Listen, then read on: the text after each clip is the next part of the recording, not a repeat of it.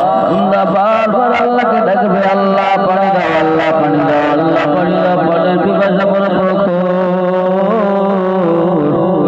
আল্লাহ কারবার পানি চাইবে, পানি চাইতে চাইতে চাইতে একটা পর্যায়ে যাইয়া বান্দা পানির জন্য তো পাগল হয়ে যাবে, তো পানির পিপাসা সহ্য করা যায় না।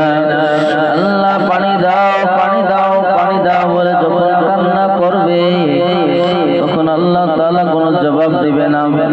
মালিক ফেরেশতা ডাকতে বলবে, আমাকে একটু পানি পান করাও। মালিক ফেরেশতা তাদের থেকে মাথা ঘুরিয়ে নেওয়া হবে। একবার নয়, দুইবার নয়, 1000 বছর পরে আল্লাহ ডাক দিয়া বলবে, বান্দা নাফরমান কেনে ডাকো? নাফরমান বান্দা বলবে, আল্লাহ পানির পিপাসা, পানির পিপাসা এত প্রখর, পানির পিপাসা সহ্য করতে পারি না।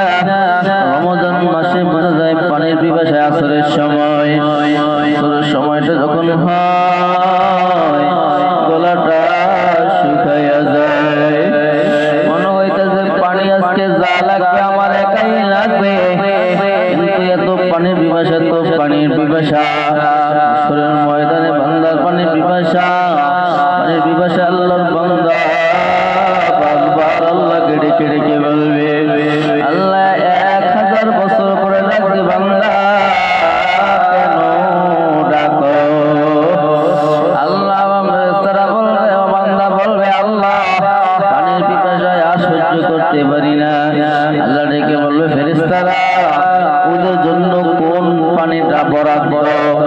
ফেরেশতারা বলবে, আল্লাহ জাহান্নামীরা জাহান্নামের ভিতরে জ্বলতে জ্বলতে জ্বলতে জাহান্নামীদের শরীরের রক্ত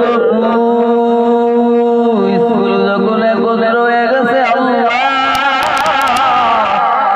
এটাই তোদের জন্য বরাদ্দ করা হয়েছে। আল্লাহ বলবে, ওই পানিটা ওদের জন্য বরাদ্দ করা হয়েছে, ওটা ওদের হাতে তুলে দাও। যখন বান্দা পানিটা হাতের ভিতর দিয়ে খুশি,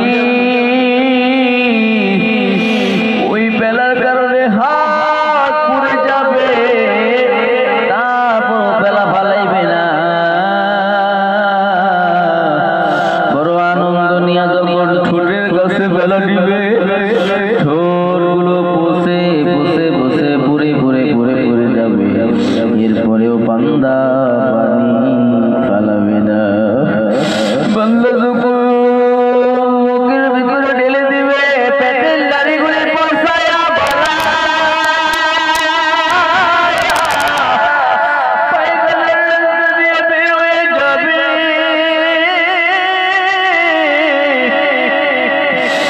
জাহান্নামী রাস্তা বলবে, আল্লাহ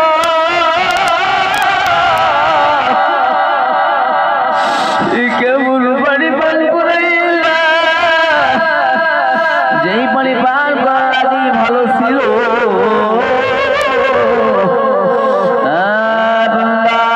আবার আল্লাহ রে, আল্লাহ আল্লাহ আল্লাহ আল্লাহ আল্লাহ আল্লাহ কইয়া 1000 বছর ডাকবে।